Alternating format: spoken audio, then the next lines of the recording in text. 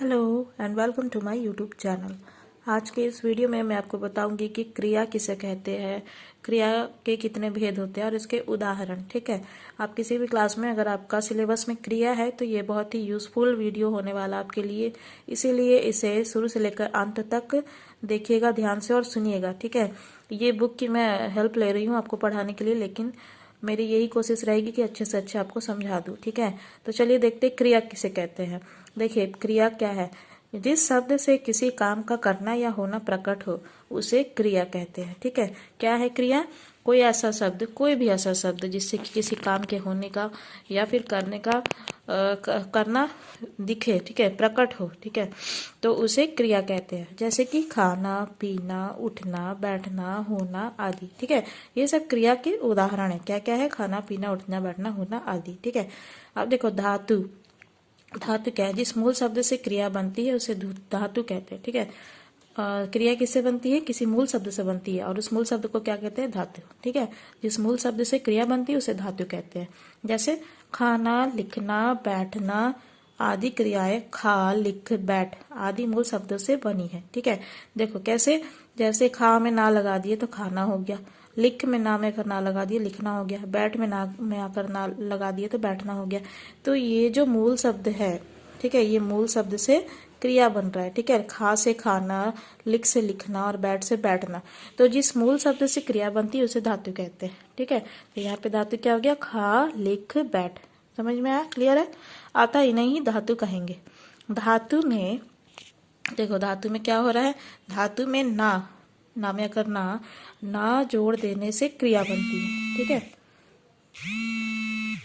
अब देखो धातु जो है, धातु के भी दो प्रकार होते हैं। ठीक है, पहला है मूल धातु और दूसरा है यौगिक धातु। अब आप कहोगे कि मैं क्रिया पढ़ाते पढ़ाते धातु क्यों पढ़ा रही? क्योंकि धातु पढ़ना आप लोग के लिए यूजफुल है, क्रिया समझने के लिए अच्छे से। ठीक है, क्योंकि क्रिया जो है मूल धातु से बनता है ना। मूल शब्द जिसे धातु कहते हैं, धातु से बनता है क्रिया, इसलिए धातु के बारे में पढ़ रहे हैं हम लोग। ठीक है, तो धातु के भेद देखिए। धातु दो प्रकार के होते हैं, पहला मूल धातु और दूसरा यौगिक धातु। अब चलिए देखते हैं मूल धातु और यौगिक धातु मतलब क्या होता है। देखो मूल धातु जो है वो स्वतंत्र होते हैं। ठीक है, मूल धातु कैसे होते हैं? स्वतंत्र होते हैं। यह किसी दूसरे पर आश्रित नहीं होता है। ठीक है, किसी और पर डिपेंड नहीं होता है। जैसे खा, देख, लिख आदि। ठीक है, अभी मैंने जो आपको पढ़ाया था कि मूल धातु जो है उससे क्या बनता है? क्रिया बनता है। तो मूल धातु खा, देख, लिख, है ना। आप देखो यौगिक धातु क्या है? यौगिक धातु किसी प्रत्यय के योग से बनता है। ठीक है, यह निम्नलिखित तीन प्रकार से बनता है। यौगिक धातु जो है वो किसी प्रत्यय मैंने पीछे लगने वाला, ठीक है, अवयव, तो पीछे लगा एक अवयव लगाकर हम लोग यौगिक धातु बनाते हैं मूल धातु में। ठीक है, यौगिक धातु किसी प्रत्यय के योग से बनता है। यह निम्नलिखित तीन प्रकार से बनता है। पहला है धातु में प्रत्यय लगाने से अकर्मक से सकर्मक और प्रेरणात्मक धातु बनते हैं। दूसरा है कई धातुओं को संयुक्त करने से संयुक्त धातु बनता है। और तीसरा है संज्ञा या विशेषण के नाम धातु बनता है, संज्ञा या विशेषण से नाम धातु बनता है। ठीक है, तो तीन प्रकार से यौगिक धातु बन रहा है। अब देखो प्रेरणार्थक क्रिया यानी धातु क्या है? जिस क्रिया से इस बात का बोध हो कि कर्ता स्वयं कार्य ना कर किसी दूसरे को कार्य करने के लिए प्रेरित करता है, वह प्रेरणार्थक क्रिया कहलाती है। ठीक है, जैसे लिखना से लिखाना। ठीक है, तो यहाँ पे क्या यहाँ पे प्रतीत हो रहा है कि कोई अपने से कोई कार्य नहीं कर रहा है, किसी और को प्रेरित कर रहा है। ठीक है, करना से कराना।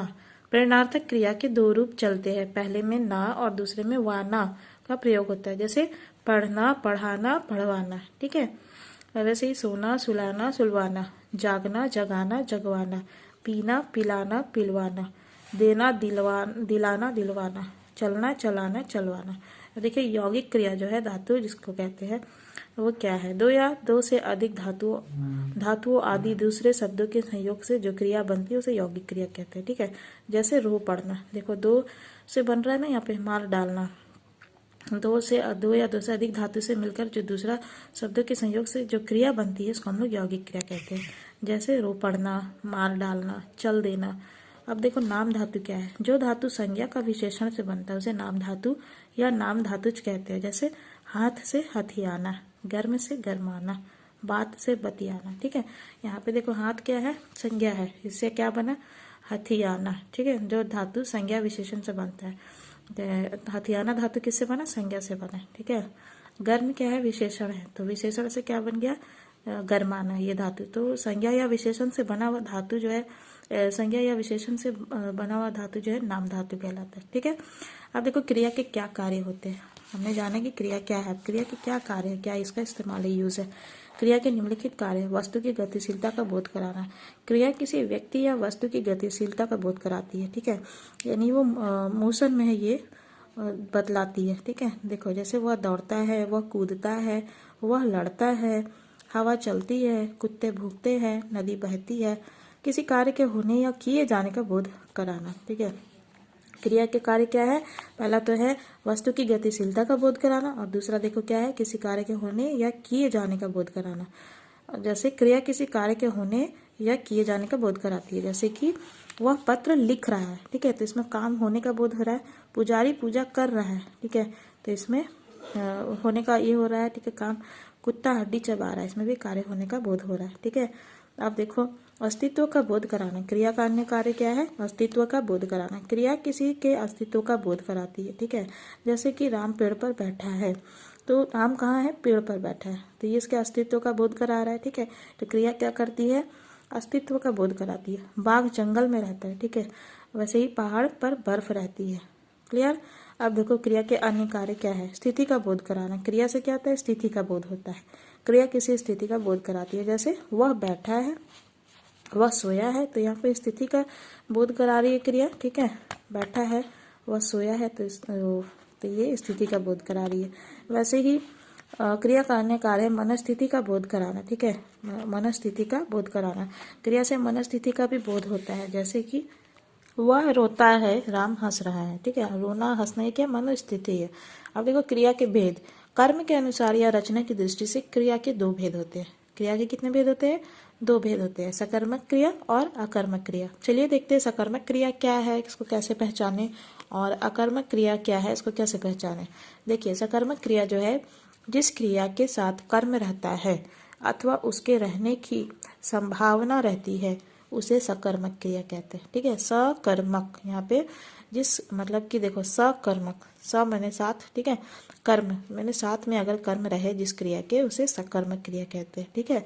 और सकर्मक क्रिया को करने वाला कर्ता ही होता है। सकर्मक क्रिया को कौन करता है? कर्ता ही करता है, ठीक है, कर्ता कर्ता करता है, ठीक है, परंतु उसके कार्य का फल कर्म पर पड़ता है। करने वाला तो कर्ता होता है, यानी सब्जेक्ट जो है, जो काम करता है वही कार्य करता है, लेकिन उसका जो फल होता है, उसका जो परिणाम होता है, कार्य का फल, वो कर्म पर यानी ऑब्जेक्ट पर पड़ता है, ठीक है। जैसे राम पुस्तक पढ़ता है, यहाँ पढ़ना क्रिया सकर्मक है, क्योंकि उसका एक कर्म पुस्तक पढ़ने वाला राम है, ठीक है, राम है, क्योंकि उसका कर्म पुस्तक पढ़ने वाला राम है, परंतु उसकी क्रिया पढ़ना फल पुस्तक पर पड़ता है, ठीक है। यहाँ पीता है, यहाँ पीना क्रिया सकर्मक है, क्योंकि साथ किसी कर्म का प्रयोग ना रहने पर भी कर्म की संभावना है, ठीक है। क्योंकि कोई पीता है बोले अगर, तो कोई ना कोई पीता है, या इंसान या जानवर कोई भी पानी पीता है या कुछ भी पीता है, ठीक है, तो कोई ना कोई तो उसमें सब्जेक्ट होगा ना, कर्ता। तो अगर कर्ता हो वाक्य में, या फिर कर्ता क्रिया को कर रहा हो, या फिर कर्ता के होने की संभावना भी हो, तो इसको हम लोग क्या कहेंगे? सकर्मक क्रिया। यहाँ पे कर्ता यानी सब्जेक्ट के बारे में नहीं बोला है, सिर्फ लिखा है पीता है, तो यहाँ पीना क्रिया सकर्मक है, क्योंकि उसके साथ किसी कर्म का प्रयोग ना रहने पर भी कर्म की संभावना है। क्लियर? पीता है कि पहले कर्म के रूप में जल या दूध शब्द रखा जा सकता है, ठीक है। अब देखो सेकंड है अकर्मक क्रिया। अकर्मक क्रिया क्या होती है? देखो जिस क्रिया के साथ कर्म ना रहे, अर्थात जिसकी क्रिया का फल जो है, फल का प्रभाव कर्ता पर ही पड़े, ठीक है। जिस क्रिया के साथ कर्म ना रहे, अर्थात जिसकी क्रिया का फल कर्ता पर ही पड़े, उसे अकर्मक क्रिया कहते हैं, ठीक है। क्या होता है? ऐसी क्रिया जिसमें कर्म ना हो उसको अकर्मक क्रिया कहते हैं, ठीक है। और ये क्रिया जो है, इसका फल या फिर इसके परिणाम का प्रभाव जो है कर्ता पर यानी सब्जेक्ट पर पड़ता है, ठीक है। जैसे राम हंसता है, इस वाक्य में हंसना क्रिया अकर्मक है, क्योंकि यहाँ ना तो हंसना का कोई कर्म है और ना ही उसकी कोई संभावना है। हंसना क्रिया का फल भी राम पर ही पड़ रहा है, ठीक है। तो इस तरह ये अकर्मक क्रिया है, ठीक है। तो क्लियर है, आप समझिए एक लाइन में कि सकर्मक क्रिया क्या है, जिस क्रिया में कर्म रहती है वो सकर्मक क्रिया। अकर्मक क्रिया क्या है, जिस क्रिया में कर्म नहीं होती वह कर्मक क्रिया। सकर्मक क्रिया में कर्म का जो प्रभाव है वो किस पे पड़ता है, सकर्मक क्रिया में क्रिया का जो प्रभाव है वो किस पे पड़ता है, कर्म पे, ठीक है, ऑब्जेक्ट पे। और अकर्मक क्रिया जो है इस पे क्रिया का परिणाम या फल जो है, प्रभाव जो है वो किस पे पड़ता है, कर्ता पर पड़ता है, ठीक है। क्लियर है। अब देखिए हम लोग पढ़ेंगे कुछ क्रिया के अन्य रूप, ठीक है। जैसे कि सहायक क्रिया। संयुक्त क्रिया में एक प्रधान क्रिया रहती है और दूसरी केवल उसकी सहायता के लिए आती है, ठीक है। यानी कि एक मेन क्रिया होता है और एक उसका हेल्प के लिए आता है। तो जैसे उसने बाघ मार डाला, यहाँ मारना प्रधान क्रिया है, ठीक है, और डालना सहायक क्रिया है, ठीक है। उसने बाघ मार डाला, ठीक है। यहाँ पे मारना जो है, मार, वो क्या है, प्रधान क्रिया, मेन जो वर्ब है। और इसके साथ जो है डाला या फिर डालना, ठीक है, मार डालना। तो अगर डाला या डालना जो है वो है सहायक क्रिया, हेल्पिंग वर्ब। क्लियर है। अब देखो पूर्वकालिक क्रिया। पूर्वकालिक क्रिया क्या है, जब कोई कर्ता एक क्रिया समाप्त कर उसी क्षण दूसरी क्रिया आरंभ करता है तो पहली क्रिया को पूर्वकालिक क्रिया कहते हैं। जैसे वह खाकर बाहर गया, ठीक है, यहाँ खाकर पूर्वकालिक क्रिया है। क्लियर। जैसे कि देखो अगर कोई कर्ता यानी करने वाला सब्जेक्ट जो होता है एक काम को तुरंत समाप्त करके उसी क्षण दूसरे काम को शुरू कर देता है तो पहली वाली जो क्रिया है, वर्ब है, वो पूर्वकालिक क्रिया कहलाती है। जैसे वह खाकर बाहर गया, तो यहाँ पे खाकर जो है वो पूर्व क्रिया हो गई, ठीक है, पूर्वकालिक क्रिया। और खाकर बाहर गया, यहाँ पे गया जो है वो नहीं है पूर्वकालिक क्रिया, इससे पहले वाला जो फर्स्ट वाला क्रिया होगा वो हो गया पूर्वकालिक क्रिया। क्लियर है। अब देखो द्विकर्मक क्रिया क्या होता है।